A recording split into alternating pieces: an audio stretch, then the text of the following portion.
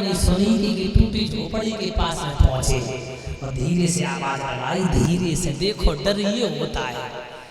बड़ी रानी, बड़ी रानी, क्या तुम भी सो गई? अब धीरे धीरे आवाज लगाए रहे, कहूँ छोटी रानी न सुन ले रहे हैं। बड़ी रानी, बड़ी रानी, क्या तुम भी सो गई? लेकिन वो मैया को नींद नहीं आई थी। वो तो उन दिनों का इंतजार कर रही है कि कब बाबा नारद का दिया हुआ वचन पूर्ण होगा, कब मेरी कोख से एक बच्चा पैदा होगा, मुझे माँ के पुकारेगा, मैं उसे गोद में बिठा खिलाऊंगी, दुग्ध पान कराऊंगी, मैं अपने सीने से छुपाऊंगी। माता बहनों, जैसे राजा की आवाज सुनी, बड़ी रानी के पेट में पानी होगा। सोचने लगी है सो मालूम पड़ दो, रात्रि के समय मेरी सौत ने मेरे पिया को मुझे मारने के लिए भेजा। सो हिलकी भर के रानी रोने लगी, पिया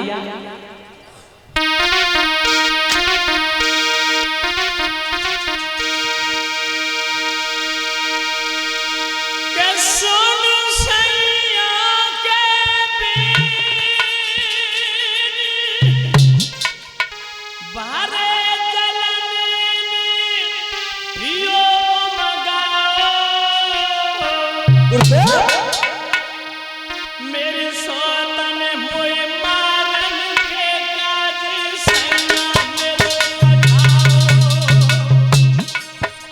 आज मेरे पिया मुझे मारने आए, मेरी सौत ने मुझे मारने के लिए भेजा है।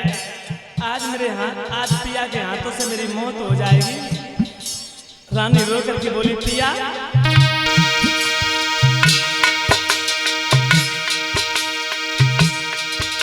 दिनों को भूल गए आप, जब दूल्हा बन के मेरे बाबुल के आंगन में पहुंचे थे, जब मैं दुल्हन बन के तुम्हारे साथ में साथ फेरे लिए तो वचन दिया था कि स्वर्ग में साथ दूंगा।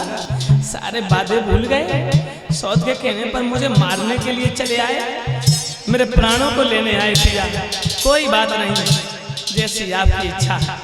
अगर आपका दिल करता है मारने के लिए तो मैं मरने के लिए तैयार हूँ। तुम्हारे हाथों से मैं मरूंगी, मुझे बैकुंठ धाम मिलेगा। रोकर के रानी बोली, पिया उसे नहीं मालूम कि राजा चुप सौत से छुप के आए। रानी रो करके बोली, पिया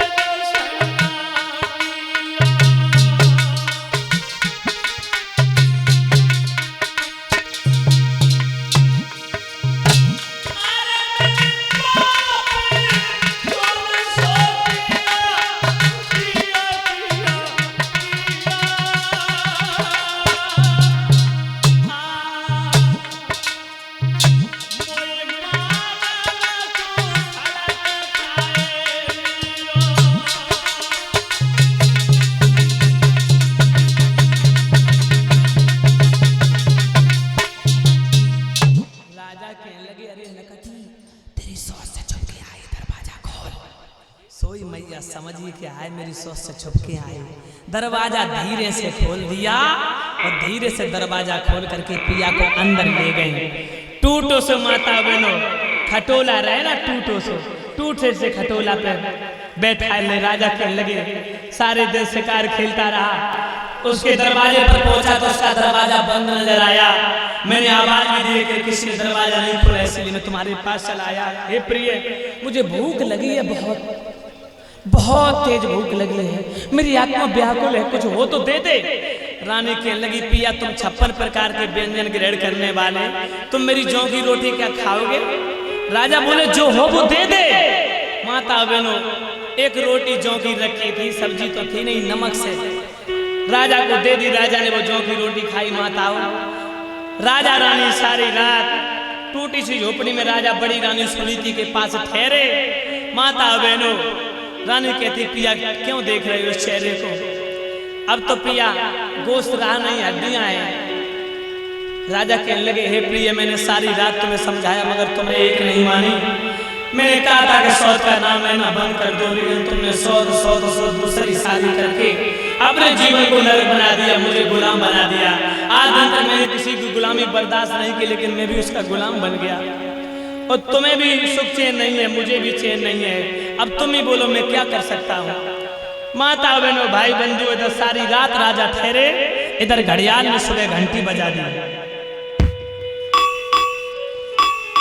जैसे घड़ियाल ने घंटी बजाई, सो राजा कहने लगे देवी।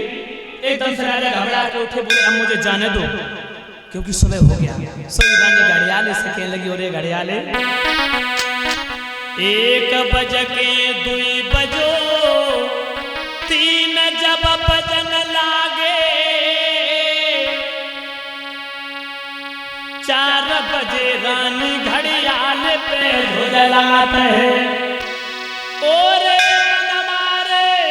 घड़ियाल ने कमून धार और मोगरी न मार मोगरी की रात। ओरे घड़ियाले, ओरे बेरी तूने घंटा बजा दिया।